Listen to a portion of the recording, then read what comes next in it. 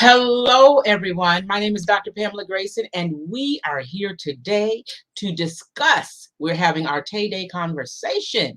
We are going to discuss amazing things about Atatiana Jefferson. We're coming up on the 2-year anniversary of her having been taken from us by former law enforcement officer Aaron Dean. We're going to discuss where were you when you found out what had happened to Tay?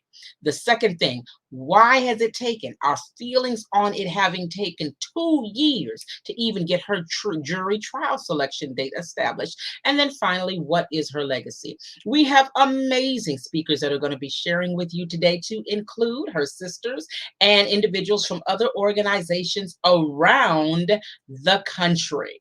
So what we are going to do is we are first going to allow everyone to introduce themselves, give you insight as to why this is important and valuable to the community as a whole.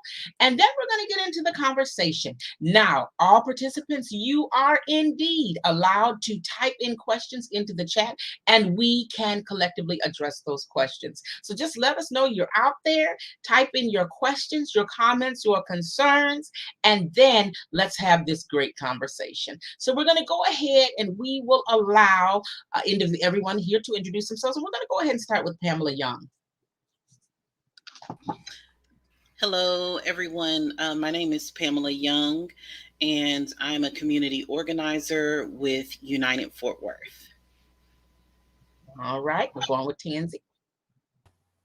Good evening, everyone. My name is Tansy McNulty, and I'm the founder of 1M4, which stands for 1 Million Madly Motivated Moms.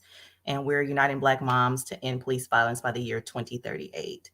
I'm calling in from Las Vegas, Nevada. Now we will have Tay's sisters. Hello, I'm Amber Carter, and I'm a Tatiana sister. Hello, everyone. My name is Ashley Carr. Sorry, my voice is being hoarse. I am one of the sisters of Atatiana and co-founder and director of Atatiana Project, a nonprofit that was formed by Atatiana siblings to preserve her legacy of bringing urban STEM to urban communities. All right. So we have speakers clearly from all over Fort Worth, Dallas, and Las Vegas that are speaking with us today. We may have some more come in a little later, and they will share as well. So now, question number one. Where were you when you heard what happened to Atatiana? Everybody, but you know what? I'll go ahead and I'll start this one. Where was I when I heard about it? I was in my home, I want to say in my bed, and I saw it on social media. Now, realize here in Dallas, we had just gotten done with the Botham Jean trial. So my first thought was, this is not true. No officer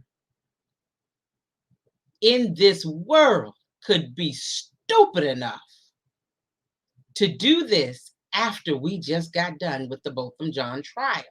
And understand there were protests here. As I sat in the witness room with the family, it was heartbreaking. It was distressing. And we didn't catch a break. We did not catch a break. So for me, that's where I was in my thought processes when I heard about Atatiana. In fact, I didn't believe it because that day we were in Fort Worth. I was there that night, and we saw the home with all of the memorials for her, and we marched towards the hospital because your mom was in the hospital at that time. I was just shocked. I couldn't believe this could happen again. Anyone else? I'll go. So like you guys, so I was at home when I found out. I actually found out through Twitter, through a Twitter post from a news reporter out there in Dallas, Fort Worth. and it happened about a month after we had an issue here in Las Vegas with a man named Byron Williams. He was riding a bike, and the police decided to pull him over. He ended up passing away too. So I was like, it felt like, you know, how they say can't get your sea legs under you. Older folks say you kind of stumble, and it's like, wait, I'm stumbling again. Like, I'm stumbling again. And I remember thinking, like, how could this have happened? Like, this was a welfare check. Like, you were going to check to make sure everything was okay.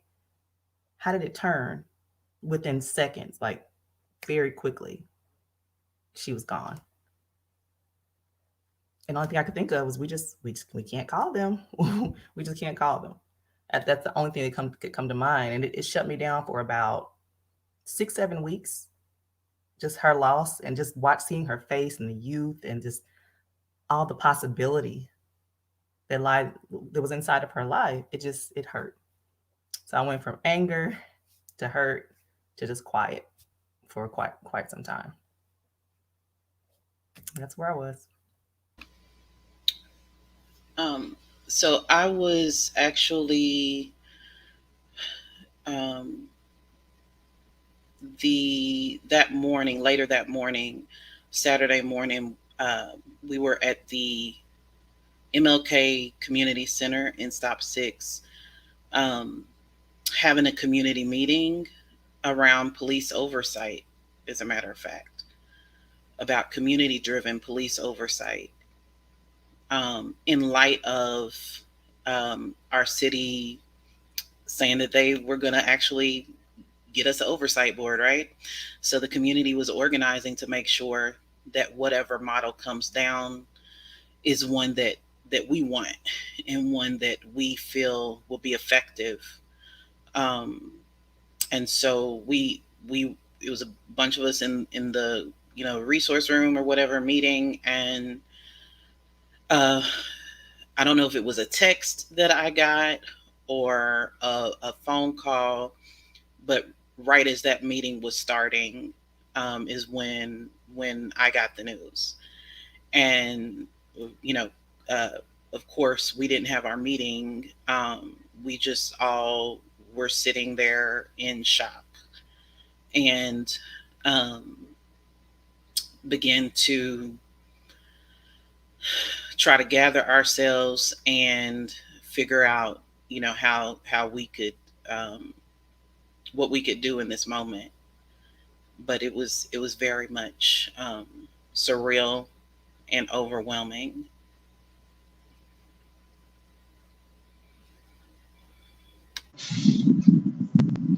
Let's all go next. I when I found out, I was in my Saturday class that I taught for high school. It was like credit recovery for high school kids who needed credits to graduate. And my phone just started blowing up. And I was told that I needed to come home, that something happened at the house. Um, and the first thing, I just talked to Tay the night before, so I didn't understand what was going on. You know, we had plans for the weekend. So I called my sister, and she didn't answer. And I called my nephew Zion, and he didn't answer. And that was extremely odd because he always answered, especially something, me. So then I called my mother that was in the hospital, and that's when I found out that the chief of police was at my mom's bed's side in the hospital, and she made him tell me the story of how what supposedly had happened, and I had to come home. I just literally left my class in the middle of teaching and just had to come home. So it's been a lot. It's definitely been a lot.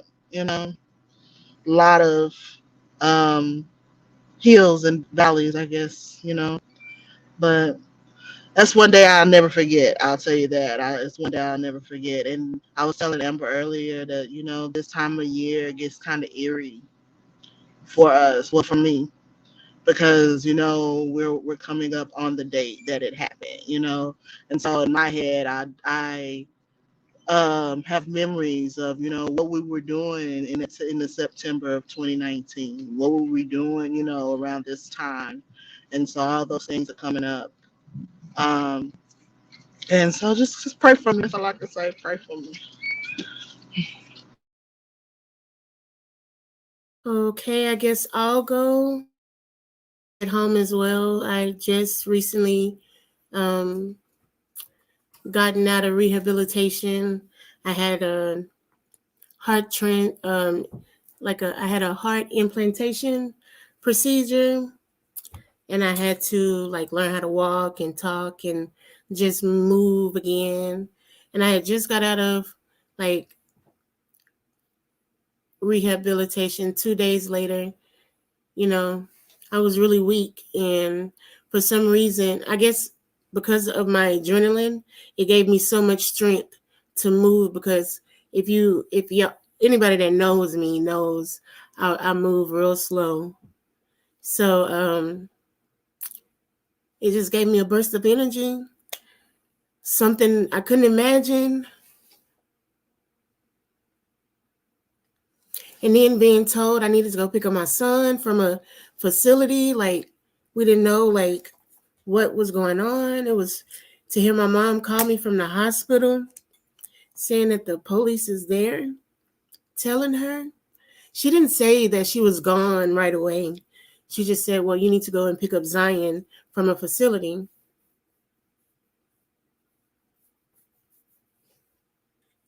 And then I said, well, where is Tay? And then that's when she was like, well, she's gone. They say she's gone. But it was the way she said it. So that's where I was at. I was home. I was home. And I want to thank y'all for sharing that painful moment with us. I take value in you both sharing because I'm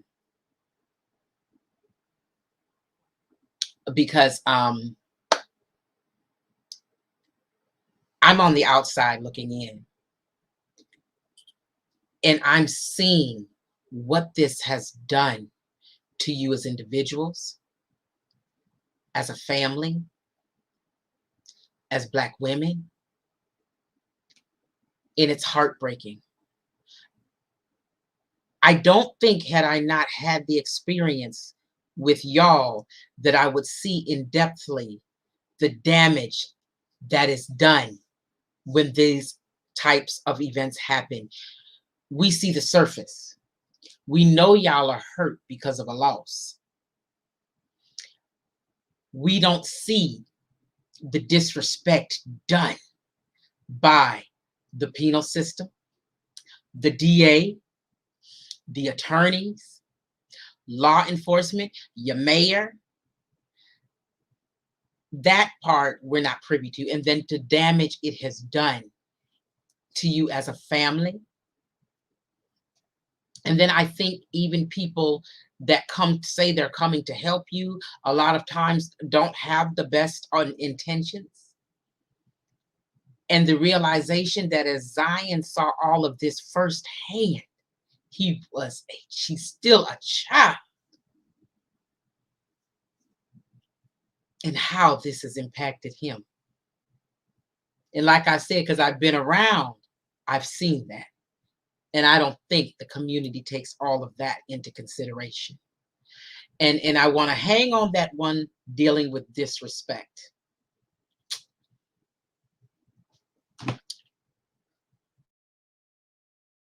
This is why you vote. So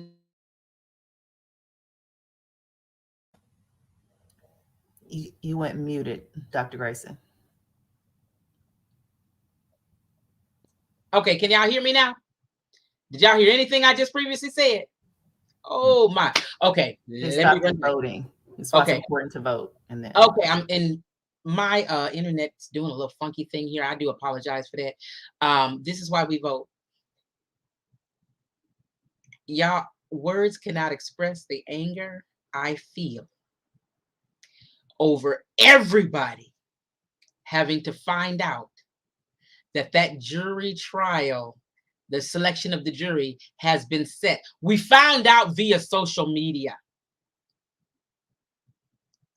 Nobody had the decency to call her family and say this progress has been made out of respect. And so for me, yeah, you finally have done this. I think Pam's, she's got a little insight she's going to share with us. But that part, I just, I'm over it. I'm just done. But that part for me was the kicker. It still took 2 years and you didn't have the decency to call the family. So I'm going to go ahead and let Pam go ahead and share what she has learned in this process.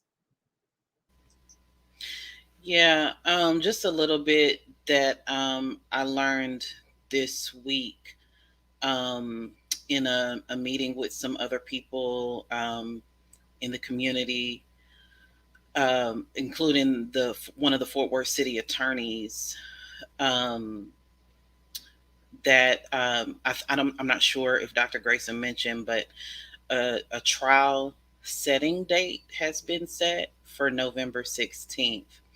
And what that means, as far as I understand, is that's the day that jury selection may begin.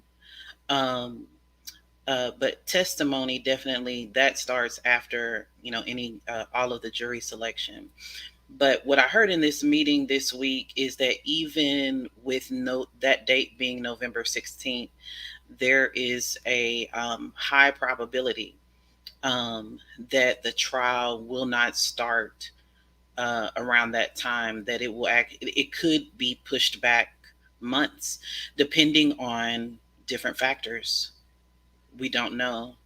It could start that day. We don't know. But when we think about, well, who's making these decisions, it's um, it's a network of people, right? It's the judge, it's the DA, it's the the prosecutors, it's the defense attorneys. All of them have to be on the same page in order for things to get moving.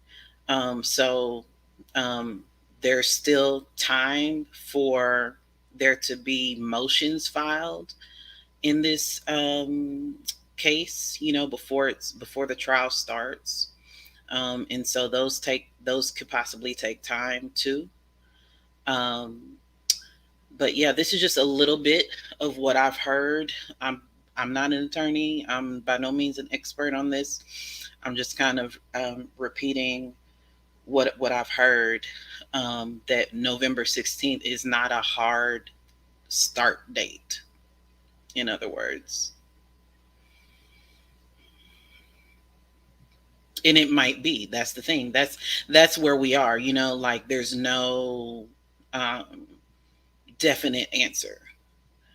It's just kind of dependent upon how different things work in the system. What I also heard in this meeting was that in Tarrant County specifically, um, uh, cases against cops, usually for whatever reason, take upwards of 2 to 3 years to get a trial.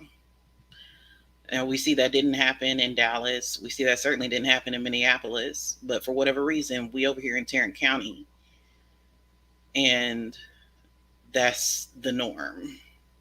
From what from what I've heard from attorneys in Tarrant County, and that's ridiculous. I'm just going to open this up for conversation. So everyone can feel free to unmute and please give your insight or input or thoughts on this process. Um, I believe in keeping it classy. It's bullshit. Go ahead, Ashley. Um, I just feel like we're living a live version of government class.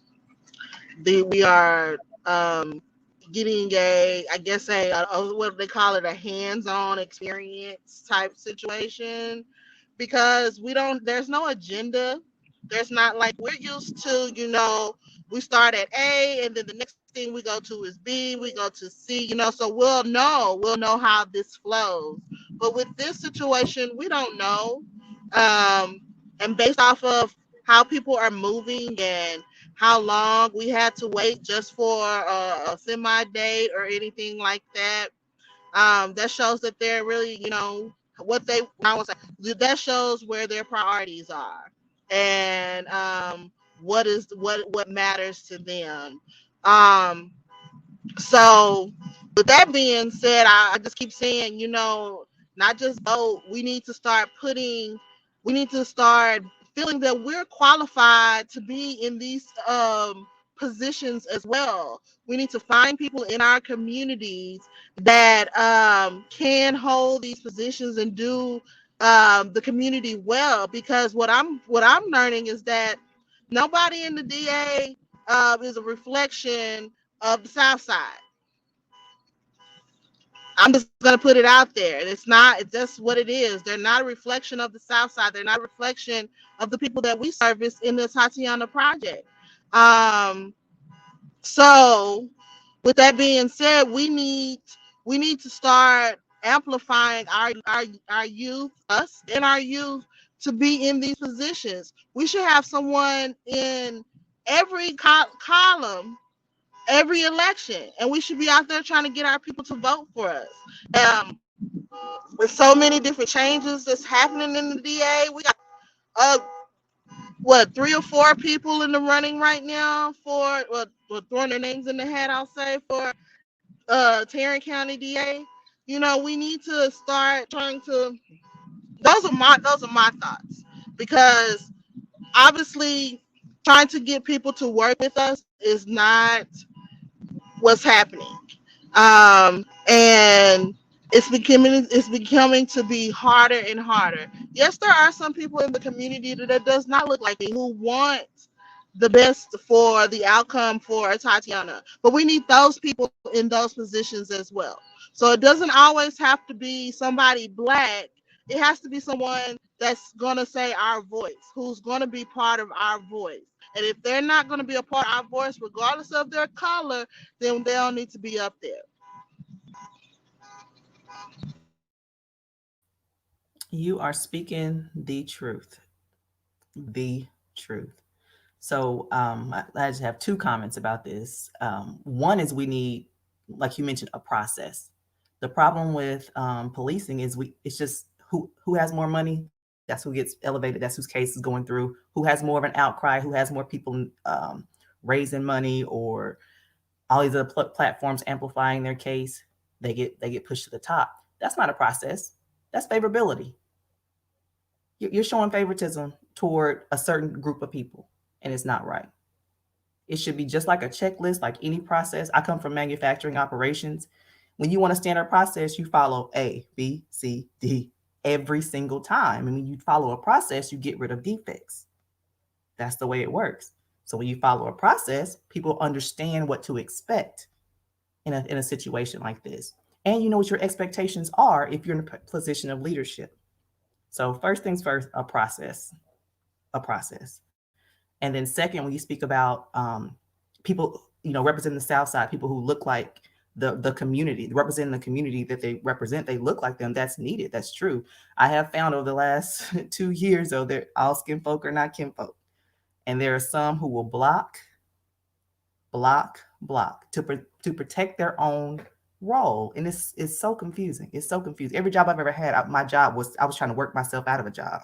Like, I need you to be able to self-sufficient where you don't need me. I can move on to something else. But people in these roles, your DAs, your mayors, your whoever, want to protect their own self-interest, and that's whether they're white, black, Asian, whatever. We got to get people of integrity, like that integrity piece and accountability piece. is important for those roles too. I know we focus a lot on policing accountability. We got accountability though in the judicial system. Attorneys need some accountability. Everybody needs accountability. If you're campaigning on something, you have your list, things you're going to do. Okay. So then 6 months in, you need to come back and talk about those things you said you're going to do. Every 6 months, you need to be given updates to hold you accountable so you actually do what you said you're going to do. That's why we're here. It's just, and this stuff ain't even hard. These are like simple problem solving skills. If you're gonna solve a problem, actually solve that problem and give some receipts for what you did. Oh, you said you were going to increase voting in this area. You said you're going to hold police accountable. Let me see those receipts. Those are my feelings. I get amped up. Those are my feelings. And one thing I wanted to be clear in this space, everyone has a right to their feelings. No feelings are wrong because we have lived a life too long. I got to throw in here the critical race theory, CRT. I'm looking dead at it. A system that oppresses, a system designed to keep us down, and that what it is. But now to Tansy's and Ashley's point, what we try to do is we try to get in that system and put people in there that will change that system. But oftentimes that system will change those people. And that's where I see us in an ugly, repetitious circle and not being able to address these things. Because like you said, they get in there and they get consumed with the position and they do what it takes to keep it, and instead of doing what they said they were going to do. Now, I know that Fort Worth got some new people on that council. From what I can see, there does seem to be some change, some effort, some workings, but I'm on the outside looking in. Dallas, we need everything new.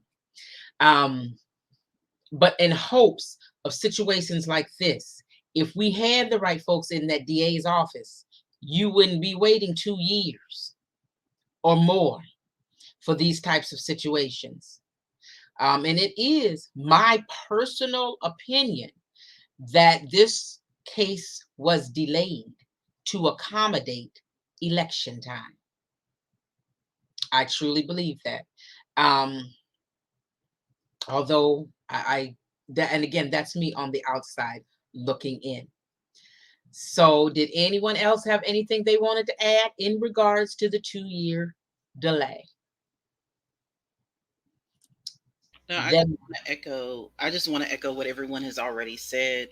Um, this this delay didn't happen in a vacuum. Um, it didn't happen just because of COVID. Like you'll hear a lot of people say, who are in government positions, they'll try and quell the outcry from people and say, "Oh, it's COVID, y'all. Don't you understand? It's COVID that's holding everything up. It's out of our hands. There's nothing we can do about it."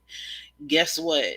Trials have already been going on with COVID. As a matter of fact, a trial went on just a couple of weeks ago, maybe last week, for a person. Okay, so let me back up a little bit. One of the things that you might hear some of your elected officials or government staffers say is they are giving priority to cases where the defendant, the person accused of a crime, is waiting in jail for trial. They're giving priority to those cases. Why? Because that person is incarcerated until they go to trial. So they want to prioritize that case and come to some kind of resolution so that person either goes to prison or they're released. Thing about it is that's not true, because just last week or week before last, I heard from another Tarrant County attorney that they had a whole trial for someone who is out of custody, just like Aaron Dean is. So it really depends on who are the people sitting in these seats, these elected seats, and then the people that they hire to sit in their appointed seats, right? Because you got judges who are elected, but then once they're elected, they appoint associate judges, okay, who are not accountable to the people, technically, right? They're accountable to the person that appointed them. And so we have to be really careful about who we elect in these judge seats. That's in your family courts, from what I understand. Your family court judges, that head family court judge is going to appoint 3 or 4 judges underneath them. These are people who decide CPS cases, divorce, family law, all of that stuff. And then your other criminal court judges, like, the judge that's going to be hearing this case, he is elected, um, and he's coming up for reelection. So we have to be really cognizant and paying attention to every single election, because it is life and death. And I'm not trying to talk big or something. No, it really is life and death who we elect, because that's the society that we live in. I know a lot of people try to talk about, well, we need to create our own, but we're not there yet. We live in this system, and it is governed by elected officials, by representatives of the people. So we got to make sure that those people actually do represent us, no matter what color they are, or what they propose, what party they propose to be in, because there are a lot of people who propose to be in particular parties that we think are friendly to us, who aren't, as a matter of fact, holding our best interests at heart. And so we have to be listening. We have to do our research. We can't depend on somebody else to do it. And we have to stay educated, because it's our life. It's our life. Absolutely. Um, and one thing I'm seeing in you, the perfect example would be the Democratic Party. We go gung ho for that party, but did they go gung ho for us? No, not at all. Not at all. And you saw that. The Afghanistanians, they got Airbnbs for free for them. What did they do to the folks in Haiti? You see them with that whip. And here's a good point that was made.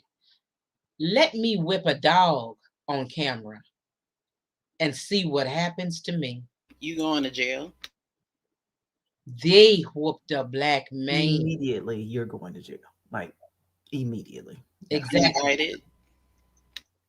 If Michael Vick didn't teach us nothing else, he taught us that they value a dog's life over a black person's life. And this process absolutely supports that theory. So now, let's go on to the third question. What is Atatiana saying to us today? What is her legacy?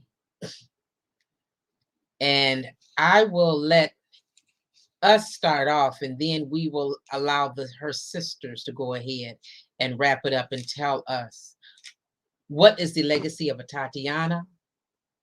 Tell us about the Atatiana Project and so forth. But I'm going to start it off this time with Tansy.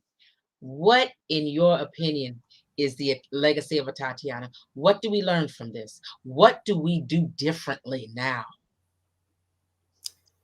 So for me, the do differently portion, of course let the sisters talk to, what she's, more saying now. They really know her personally. But as far as what it taught me or taught those around me, is that when it comes to a wellness or a welfare check, we have to go a different route. Trusting that law enforcement will show up and handle it with care. It's a bargain. It's a risk.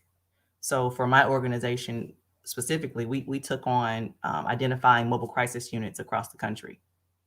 So there we've accumulated and compiled about 150 mobile crisis units. Those who arrive with a clinician and sometimes a safety agent or a law enforcement officer, so that you don't feel like you always have to call 911. Like there's only this number. So on our website, onem4.org, look for resources. It has a list by state of mobile crisis units that you can call if someone's having specifically a mental health crisis or there's a disabled individual involved. And that's to just de-escalate, to make sure that those who are arriving are there to preserve life and not going in fearing for their lives. So for me, the biggest takeaway, like, just try not to call them in certain situations. Just don't do it, because you're taking a risk when a Black or marginalized person is involved. It's risky. So I would just not go that route. And coming up in July of 2022, 988 will be released, which will be an alternative to 911. So you don't have to worry about calling 911 starting in July of 2022. You call 988 and it should route you to a clinician or someone to de-escalate, and not to law enforcement. So that's another reason we're compiling these resources. So hey, like, don't call them. Start putting your mind now. You know, 1m4.org resources. Find your state, find your person, and then come next summer, 988. Go a different route. Just go a different route. Is that 988? Is that just in Las Vegas, or? No, I'm sorry. That's a good point. Yeah, 988 will be a national resource. So each state had to sign on to set up the infrastructure for 988, and I believe most have. And it should be done by their go live date is July of 2022 for it to go live nationally. The problem that we're seeing is that there aren't enough mobile crisis units to cover the country. So we only have about 150, and there are however many people in this country. It doesn't cover every community. So the goal is to help create more mobile crisis units. I would love to have more Black operated ones with mental health professionals that are, Black run. They represent the community they're in. So yeah, that's the goal. But yeah, it's a national number, 988. It's tied to the suicide prevention and mental health resources that was signed over, I believe, in March of 2021 when he signed the form to make it an act or a bill. But it goes live in July of 2022. But you're in the saying meantime, yeah, just look at our website, or type in mobile crisis units for your local. Save it to your phone for your state. Save it to your phone so that if something pops up, somebody's exposing themselves on the street, you're like, I don't know what to do. Just don't call 911 people. Don't call it. Just try a different route. Try to pause for a second and say, who's the best resource for this particular situation? So, but my question is, the states had a choice on whether or not to sign on to that? They did have a choice. Y'all know most of them are taking it, though. Most of them will probably take it because it's built like a lot of money. Millions of dollars are assigned to take it. So Nevada did sign. California, I know, signed. I can look up Texas, and I'll come back to the stream and type it in to see if they sign. I'm almost positive they will have Texas, it says Texas is like 180 in funds, 180,000 in funds. Funds for the crisis unit? Yeah. That's good. I know here in Dallas, we have what is called right to care. So when we call 911, and it is someone that clearly has a mental issue or a mental imbalance, we have to say, please send right to care. And it's literally mental health experts and law enforcement working together with the capacity to de-escalate and not hurt the person and do well. They hand out bus passes and so forth, because I've seen it for myself. I met someone from Right to Care that morning, and I told them, hey, we have a neighborhood association meeting tonight. They showed up for the meeting. But they gave the young lady a bus pass, gave her some food or money to buy food, and told her where she could go to take a shower and so forth. So in Dallas, we do have Right to Care, but I would prefer something like 988. And I know that I've been working with community resources to basically, like you said, Tansy, I think due to things like the fact that we are built on systems that aren't meant for us, I have lost faith in these systems being able to be reconstituted to include us. Let's start our own.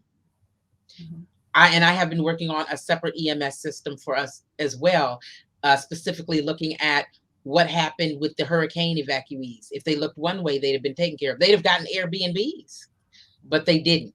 And we as grassroots had to take care of them because FEMA, everybody else failed them. So I agree with that. Something differently than calling 911. Had we had this, we wouldn't be here today. Yeah. But I also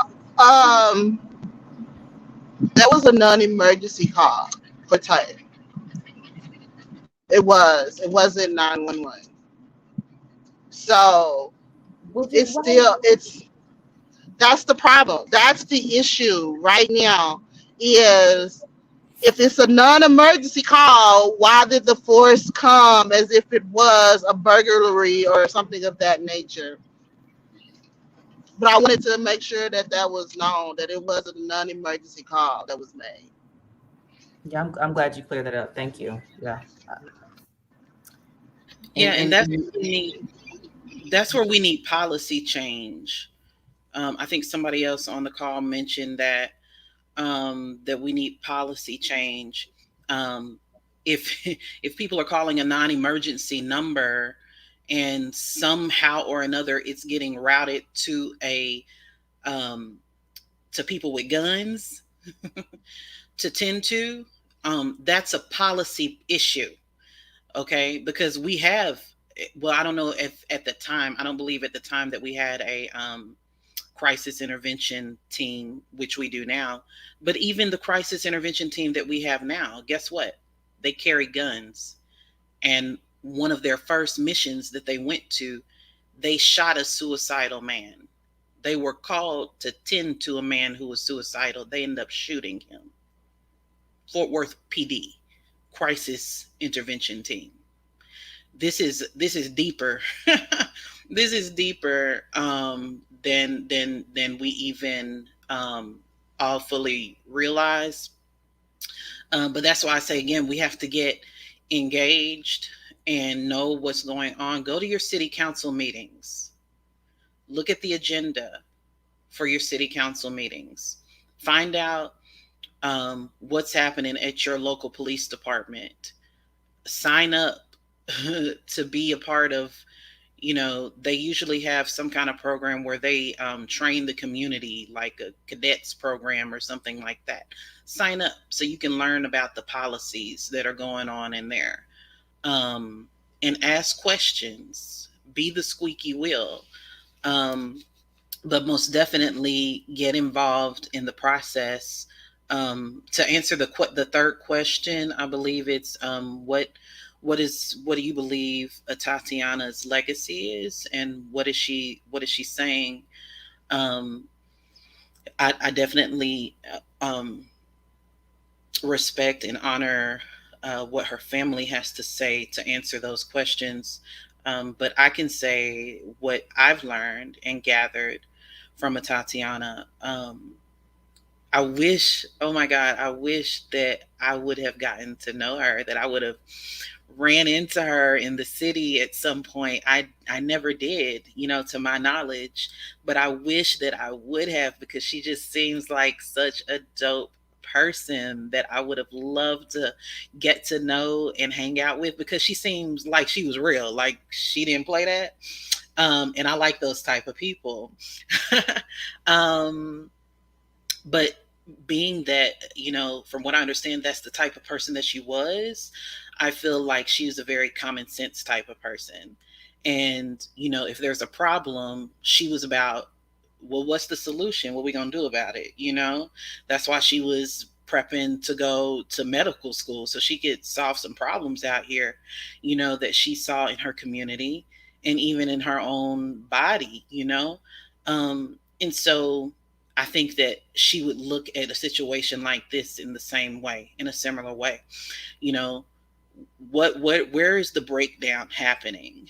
Let's work on solving that problem. And in this situation, we have people who were supposed to be helping, right?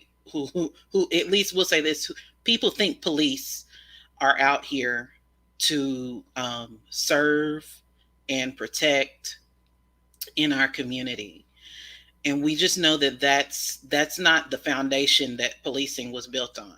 We know that. And so, I am a burgeoning abolitionist, and I know that um, there are better ways that we can provide safety and um, community to the people who live and work and play in our neighborhoods, and it's not through people holding guns. So I think, just as a solution, again, back to the sister from Las Vegas, what you were saying about the mobile units, we need some non-police forms of public safety. Non-police forms of public safety. When you hear the term defund the police, that's what we mean. That's what we mean. We mean we need to reallocate funding and resources away from people with guns, and we need to give it over to entities that are about bringing forth public safety without the people with guns, with which is police. So projects like the Atatiana Project, that's a form, whether you realize it or not, that's a form of public safety, because it's training up people in the community who didn't have those resources before to what? Get jobs in a field that they wouldn't have been privy to before. But now they have the training.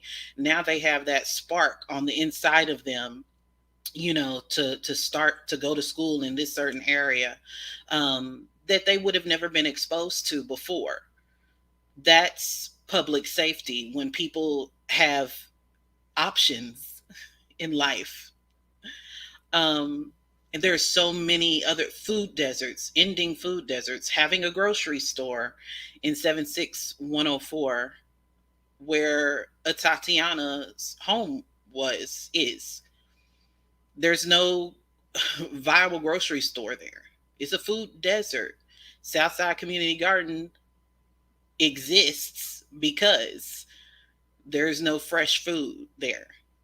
And so those are forms of public safety that we need to bolster, that we need to have more of, that we need to stay on our local government to move our tax dollars.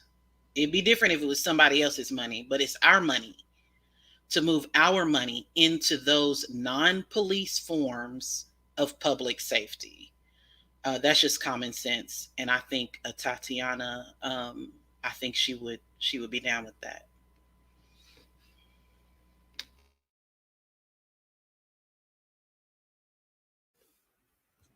I agree with everything you just said. Um, you summarized that. I'm the legacy. I'm gonna flat foot summarize what you just said. Her legacy is absolute, solid proof, reasoning for defunding the police. Police never had to come to her home. And look what has happened behind them showing up. That was it perfectly. I believe too in knowing that Tatiana was very smart.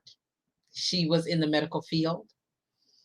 Um, the fight that we are showing today, her project is showing today, that we show, as Pam put it, as burgeoning abolitionists, we're showing today, are things that Tatiana would have 110% been on board with. I never met her either. But I'm going to tell you, from hanging around, I feel like I know her. I feel that her spirit is in this thing. And I believe if I did know her, she would be a young lady I would love to have around.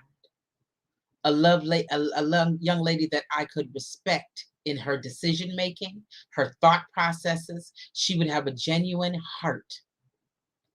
And I hate that I didn't get to meet her, although I find it a blessing in having met her sisters, who are equally as powerful, equally as strong, and equally as smart, and have excellent thought processes as well. So her legacy to me, yes, is care for the community without guns, without law enforcement.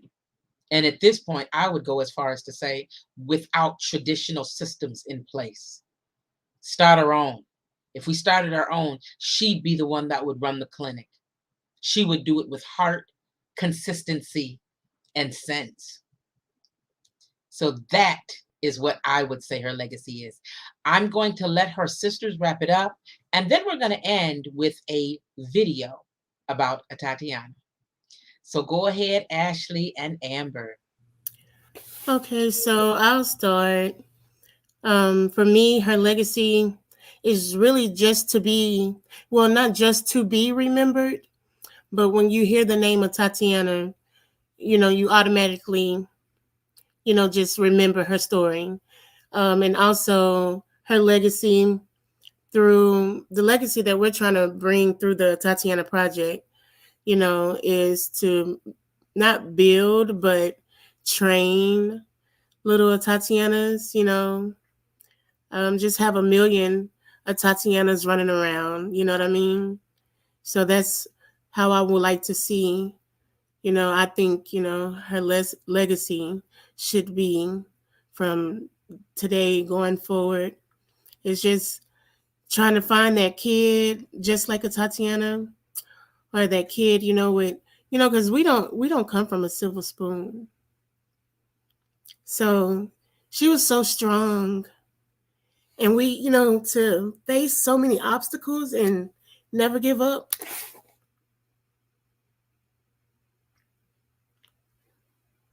So yeah, that's her legacy for me.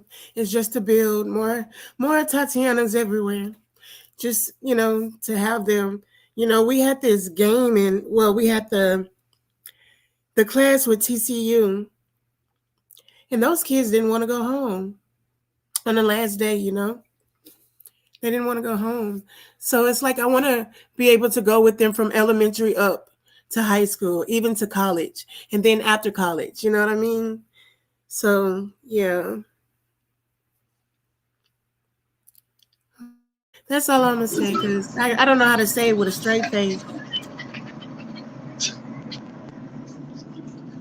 Well, I would just say, I guess summing up at what everyone else has said, Tatiana legacy in my mind is the truth. And that the truth can accountability. It's not just accountability for the loss of her, but it's accountability on us now. We have built this Tatiana project because we did see that there was a need for STEAM exposure in the urban community. Yes, when we first started, we were like, yes, we want to bring the police and the community together. But once we just really start building and talking to the community and seeing, I guess, surveying the community of seeing what is needed, at this point, that's not where we're at. At this point, we're just about doing what Tatiana was doing the night she was killed, and is literally exposing youth to STEAM. Um, we have so many big dreams of, how can we preserve this legacy? We did what Amber was saying. We did a mini summer camp with TCU where we got 22 kids from across the DFW area, and they ages 6 to 14, and they built their own laptop. They got exposure to college campus. Got to talk to the foot basketball team and everything, and they learned some coding as well. And while they was doing, and then at the end of it all, they got to take the laptops home that they actually built. So now we've given them some ownership over some things, and we brought Totally technology into free. the house. Yeah, and everything that we did with these kids were free. So all the donations that was given to us in 2020, this is what we're putting the money in. We're putting our money, I guess, investing into our future, and I think that's the legacy that we're going to leave. Forte is we're always going to be the people that, and we're always going to be a community organization that is going to be striving to do the best investment into the community in whatever community we're serving.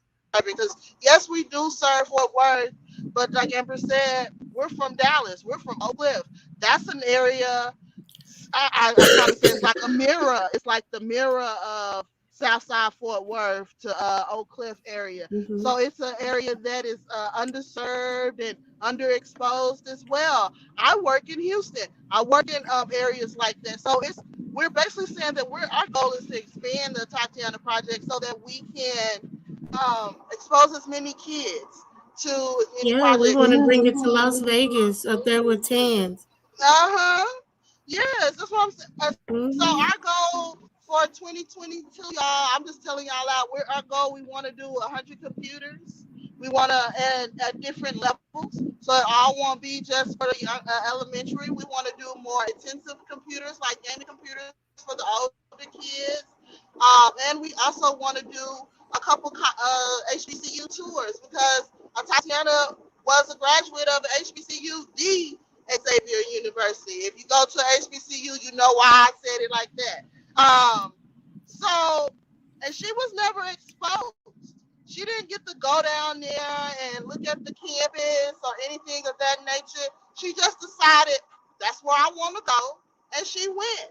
But our goal is to expose these babies so that if that's where they want to go, they'll already know, oh, I've been on Gremlin's campus, or I've been on Pine Bluff campus, and their lunches was good, or I like the dorms at Texas Southern, but, the basketball team was hot at Xavier.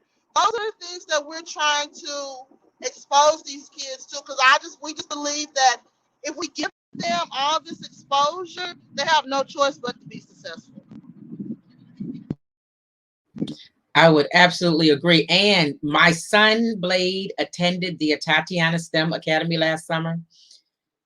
I think you need to know the level of pride building his own computer has instilled in him.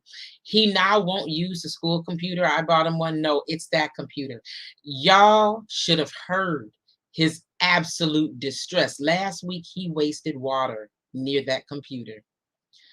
All I heard from upstairs was, oh no, and the boy just collapsed on me. Fortunately, it's okay. It works, but it's meaningful. We gave a little black boy something that he made and that he is so proud of, and he uses it every day. And so that is the power, the legacy of a Tatiana. So now, first of all, I want to thank everyone for coming. If anyone had any more questions or comments, you see right there how to support the Atatiana Project. There Now, was one question Mr. James Mr. James, asked about the 10th. Mr. James, post your question again, if you don't Oh, mind. he just said, what will our rally entail on the 10th? Oh, And where are the leaders? I Are got there any? yes, we are going to meet at the Atatiana Mural on the 10th at 4:00 p.m. It's going to be a peaceful protest. There will be speakers. So at this point, I understand that's pretty much what it's going to entail. There may be some other activities, but those will be disclosed at a later date. So yes, there will be speakers. We want everyone to come out and support. And basically this is kind of ramp up. This is occurring on October 10th. We see that the trial selection starts on the 16th, so we want that to kind of be a ramp up, a fire up for us to attend, participate, support, and encourage right decision making by your penal officers. So that will be the gist of that on the 4th. Now on the 9th, I will let Amber go ahead and share with us about the parade. Okay. Well, the 9th is the parade, and we have a lot of, nice, what is it, the car clubs, bike clubs, majorettes, or different organizations, sororities, fraternities, coming out just to support us, just to have, like, everything doesn't have to be sad, but we do want to make a statement while we're in that parade line. So you'll see all the banners, you'll see all the signs, just to support Tatiana and remembering her. because it has been 2 years, and this marks, the second year. I don't. So that's on the 9th, downtown Fort Worth. Mhm. So details on that will be released here shortly. If you know of any organizations that would like to participate, it's going to be a peaceful, joyful parade.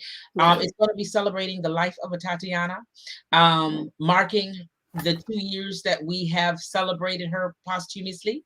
And it's going to be just a genuine celebration of Blackness as well. Like I said, you're going to have your sororities, fraternities, organizations. Come rep your org. Come out and let us see you. Tansy, we want you to come in from Vegas. We want you to come in from out of state and rep your org in what we anticipate will be the inaugural parade. We're going to try to make this an annual thing because her name deserves to be remembered to the end of time. So with that being said, what we want to share with you all is a video. I want to thank everybody for showing today and speaking for Tay. Like I said, I feel she is here in spirit with us. Are there any last comments, any last words? We're going to go ahead and we're going to watch this amazing video about Tay, and then we'll close it out. Ashley? Okay.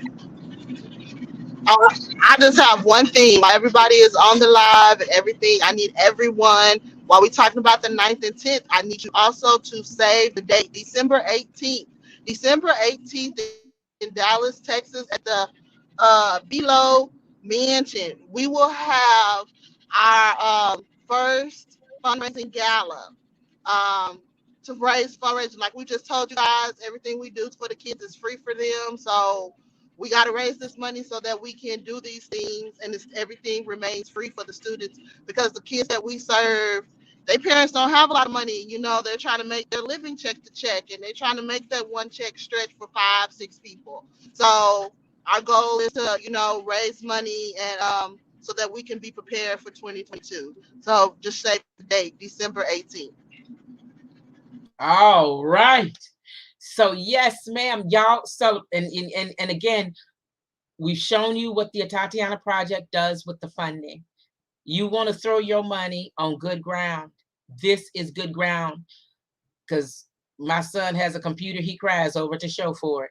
But just to show you all, it is good ground. They're teaching the children something that a lot of our students do not have access to, which is the benefit of gaming and coding. So, and again, you will come out of that with a computer that your child can use. And especially with the pandemic going on, they need resources and devices at home. So please support this. So with that being said, no one else has anything else you want to add? Again, thank you all for coming. Thank you all for joining. And I plan to be at that gala on the 18th. You know, we are looking for a reason to get dressed up, be super cute, go out and dance. Hey, we need that. We work hard all year. Let us have some fun and do it in the name and benefit and honor of Atatiana. All right, so you all, we're going to end with this video. We love you too, Jeff. There's Jeff Daisy, the one who wrote the song for Atatiana. We love you, Jeff. And then there's Dwayne. We love you too, Dwayne. All right, so let's go ahead and we're going to look at this quick video. Well, it isn't a quick video, but y'all got time. We're gonna look at this video and go from there. Y'all hang out with me and y'all watch this video. It tells a lot. It's actually gonna start with a call from Atatiana.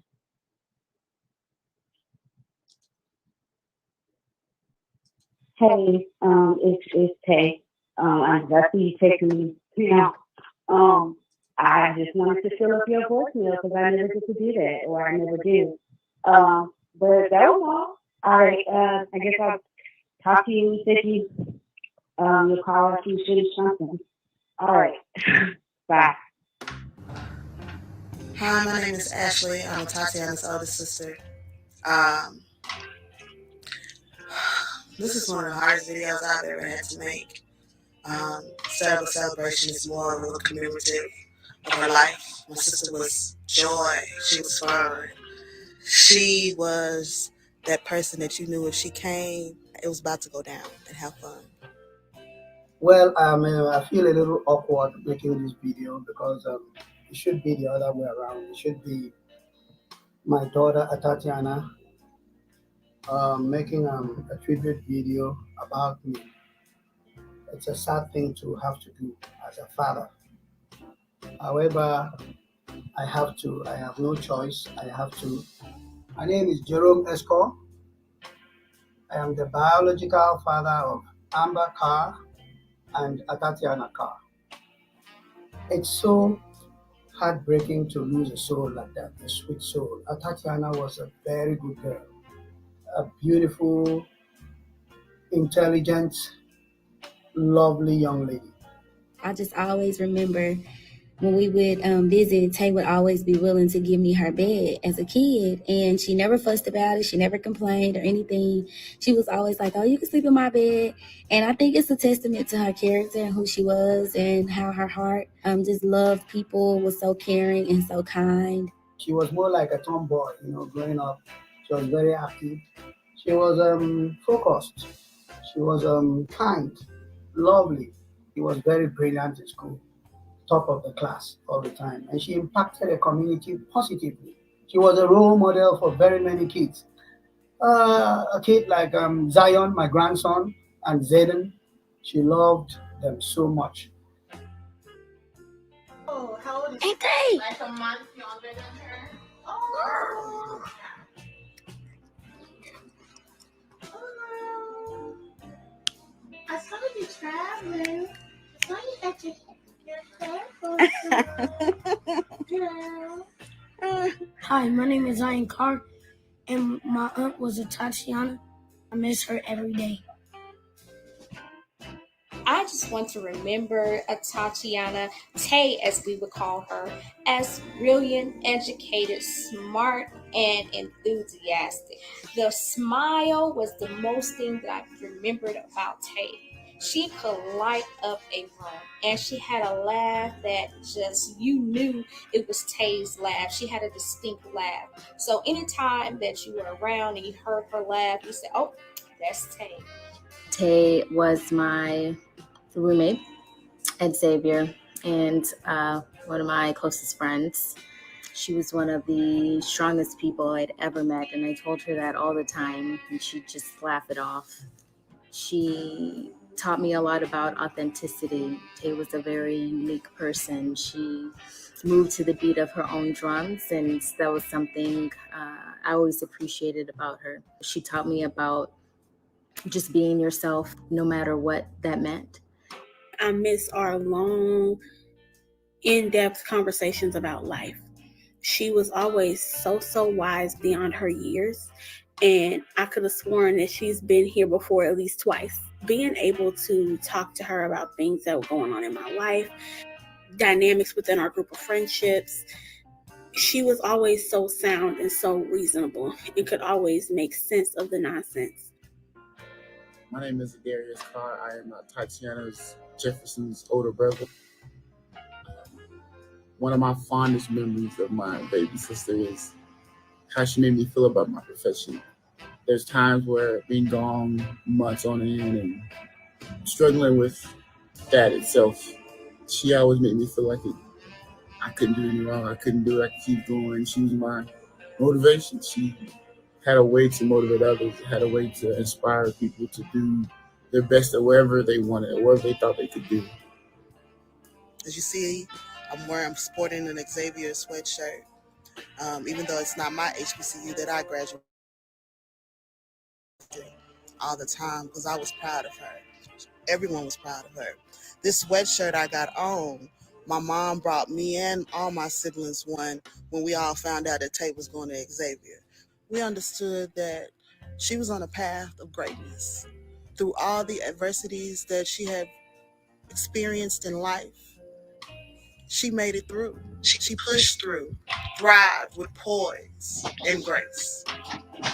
My favorite memory has been us hanging out at Aunt Sheila's house under the carport, eating barbecue, talking about Our dreams of working in healthcare, wearing our white coats and our favorite color stethoscopes, walking down the hallway. Hi, my name is Atatiana Jefferson, and I'm doing lab exercise 5 for AMP1 lab. It hurts me to know that I'm living our dream, but she can't. But I will honor her by living out our dreams, continuing to, and taking care of our people and their health every single day, just like she would have. I miss her. I really hope that in honor that I could do the same for other people. She's inspired me to go out and motivate people through gaming or through my profession or through anything I can do my best and hopefully one day meet her level of motivation and care and understanding. I spoke with Tatiana just a week before she was gone down. We spoke on video till my battery went off, and during that conversation, I had an opportunity to take screenshots, and she was doing the same. I told her what I was doing. I was really taking screenshots of her, and she told me that she was doing the same thing too. And I told her she had beautiful glasses on, and she said thank you that they were old. She had planned to change the glasses, just keep chatting. I have no words to express how much I miss her. I never wish this should happen to any father to have to lose a lovely child like that. I saw Tay at the hospital with her mother. She was just like her mom because she wouldn't answer her phone. And I told her, when I call, I want to make sure that she answered because I'm checking on her mom.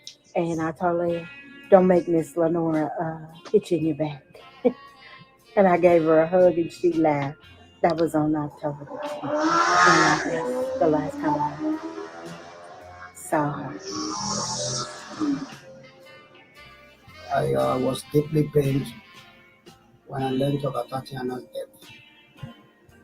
She didn't die a natural death. She was murdered by a racist Fort Worth police officer. Was shot through her bedroom window and killed in front of my grandson Dion. Must have been very painful for that young boy, 8 years old at the time, to witness such a trauma. My name is Amber Carter. Tatiana was my sister. I miss her every day. Not a day goes by that we don't think about her. Not a day goes by that I don't think about the person who murdered her. Justice for me would be accountability, responsibility. Somebody has to be held responsible for the death of Tatiana. She was innocent. She did nothing wrong. She was very selective of the company she kept.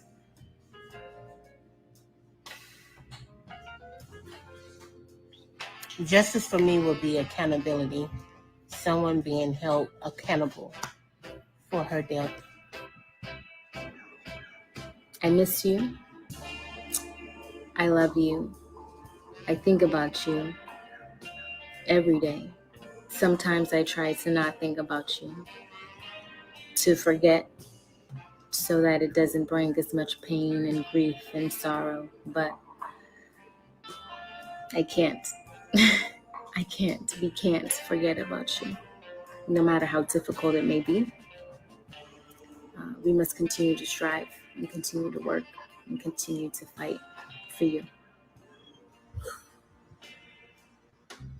If she was here today, I would love to tell her I love her and how much her motivation meant to me, how much, and I love her for it. I love you too. When I'm having a rough day or I have a big decision that I need to make, not being able to have that friend that I can lean on and say, hey girl, what do you think about this? Or hey girl, what do you think about that? She is missed so much. So much. To have her gone so effortlessly. It's so crazy.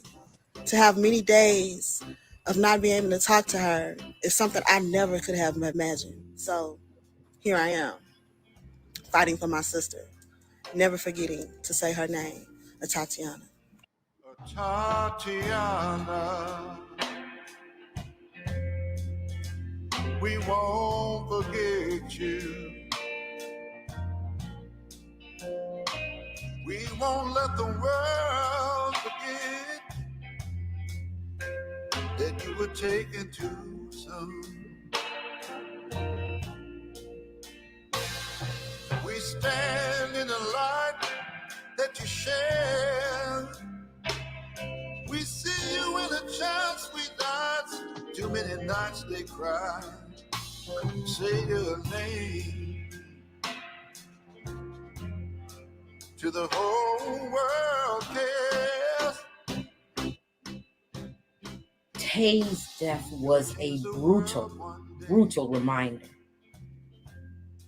that the systemic racism that thinks it's okay for law enforcement to take our lives with no repercussion is long-standing and continuous. I actually have the privilege of knowing what she would think about America's climate at this time, because it has not just started. It's actually been going on for years, unfortunately.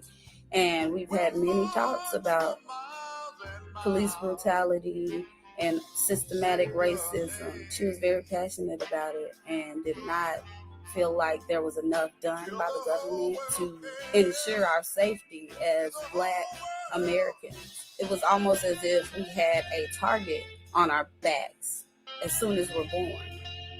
What would Tay think about what's going on today? I think she would think it's a shame. She would agree that our current presidential administration is an absolute abject failure. And she would be in the streets fighting for her sisters and brothers' lives as we are hers. I feel like you would hear her voice, like she would be speaking on all of this because every voice matters, and that's just how Tatiana is. Down from Texas to Philly to Georgia to everywhere, like your name is gonna ring bells. I think moving forward, it's important that we still accomplish the things that we told her we would accomplish, in addition to accomplishing justice for her as well. I'm proud that she's a gem known all over the world, and how her name will forever ring in our ears. Tatiana has made a large impact on different policing policies, as well as the awareness of our city leaders taking responsibility for their actions. I will honor Tatiana by having Allen Avenue memorialized in her name, as well as Interstate 35. The city of Fort Worth will say her name. They say you never really pass away from this earth until the last person says your name. We are going to make it where we never stop saying her name. We're going to get this center for her because she was teaching her nephew in an area that is very important, and we don't have a lot of representation in STEM and gaming. Her memory will live on, and her brother, her sisters, and her nephews, and even through me. I can't give up. I won't give up. And this is my turn to show her that, you know what, even though you're not here, I'm going to fight for you as if you were here to fight. I can make sure somebody else knows who she is. I can make sure that somebody else knows what happened to her. I can make sure that somebody else feels the passion that I have behind what has happened to her. That's what I can do. I just have to keep fighting. I'll never stop until my last breath. I'll never stop.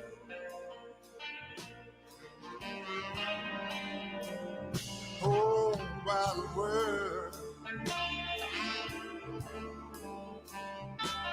People just like you and me. We all want to be.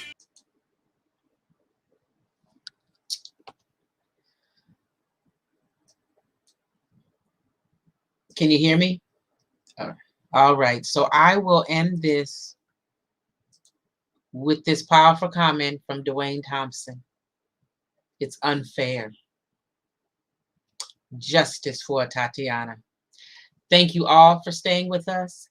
Thank you all for your participation. Remember to say her name and let us see you on the 9th and 10th of next month. Thank you.